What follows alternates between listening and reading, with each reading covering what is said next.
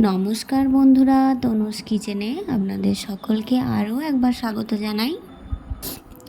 আজ সোমবার, এখন বাজে সকাল 6:30 মতো।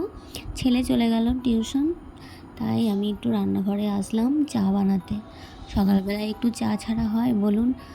আর সকালের দিকটা একটু ঠান্ডা ঠান্ডাও করছে, তাই ভাবলাম একটু আদা দিয়ে দুধ চা বানিয়ে নিই। আর ওদিকে আমার শ্বশুরমশাইও বসে আছে চায়ের জন্য। সকালবেলায় উঠে উনিও চা ছাড়া চলতে পারেন না, তাই দুজনের জন্য একটু দুধ চা বানিয়ে নিচ্ছি। আমাদের বাড়িতে মূলত দুধ চাটাই বেশি হয়, লিকার চা সেরকম কেউ খেতে চায় না, শুধুমাত্র আমার শাশুড়ি মাই খায় লিকার চা। আমি তো একদমই পছন্দ করি না, আমার একদমই ভালো লাগে না লিকার চা খেতে। আমি তো দুধ চা ছাড়া চলতেই পারি না। তো যাই হোক, এই দুধ চা যখনই আমি বানাই তখনই আমার বাবার কথা মনে পড়ে, কেননা আমার বাবা এত চা খেতে ভালোবাসেন। উনি সারা দিনে 5 থেকে 6 বার চা খান।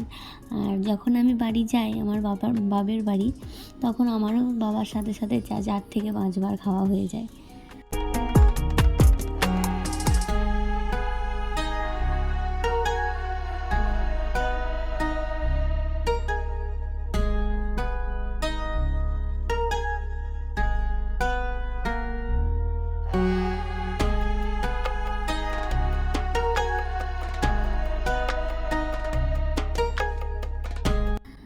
চলুন, শ্বশুরমশাইকে চা দেওয়া হয়ে গেছে, এবার 1 কাপ নিয়ে আমি আমার ঘরে যাই। ঘরের পাশে যে এই জানলাটা দেখছেন, এই জায়গাটা আমার ভীষণ প্রিয় একটা জায়গা। গরমের দিনে, লোডশেডিংয়ের রাত্রে এই জানলাটাই আমার একমাত্র ভরসা। এই জানলাটা খুলে দিলে এত সুন্দর হাওয়া আসে। আসলে আমাদের ঘরের একটা দেওয়াল, এই যে পুকুরটাকে দেখছেন, এই পুকুরের মধ্যেই। এই পুকুরটা থাকার কারণে এত সুন্দর হাওয়া দেয় যে কী বলবো।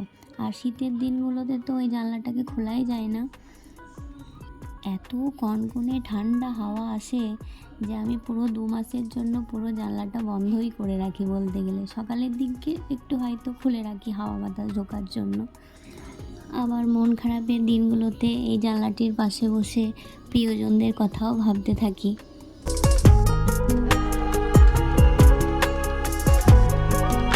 তারপর চা খেতে খেতে চলে আসলো কর্তামশাইয়ের ফোন। আসলে আমাদের তো আর একসাথে গল্প করতে করতে বসে বসে চা খাওয়া হয় না, তাই যখনই আমি চা খাই তো ওকে একবার ভিডিও কল করে নিই। গল্প করতে করতে চাও খাওয়া হয়ে যায়, গল্প করাও হয়ে যায়। যখন বাড়ি আসে তখন একসাথে খাওয়ার চেষ্টা করি। চলুন, কথা বলা হয়ে গেছে, এবার চলে আসলাম রান্নাঘরে ছেলের টিফিন বানাতে। আজ বানাবো চিড়ের পোলাও। আমার ছেলের টিফিনটা বেশ ভালোই খায়, চিড়ের পোলাওটা। তো প্রথমে একটু কড়াইতে সাদা তেল দিয়ে একটু বাদাম ভেজে নিলাম, তারপর দিয়ে দিলাম কারি পাতা আর গোটা জিরে ফোড়ন। আর ওদিকে চিড়েটাকে আমি ভালো করে ধুয়ে জল ঝরিয়ে রেখে দিয়েছিলাম। এবার আমি দিয়ে দিলাম ওই জল ঝরানো চিড়েটা।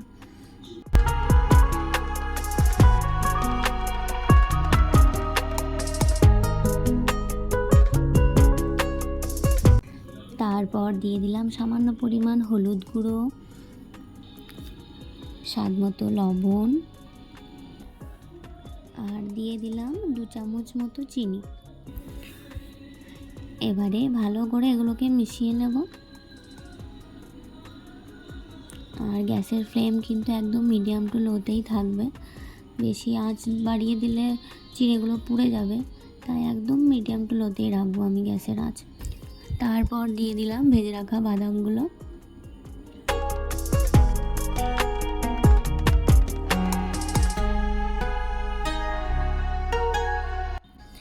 তারপর সবার শেষে দিলাম সামান্য পরিমাণ গরম মশলার গুঁড়ো,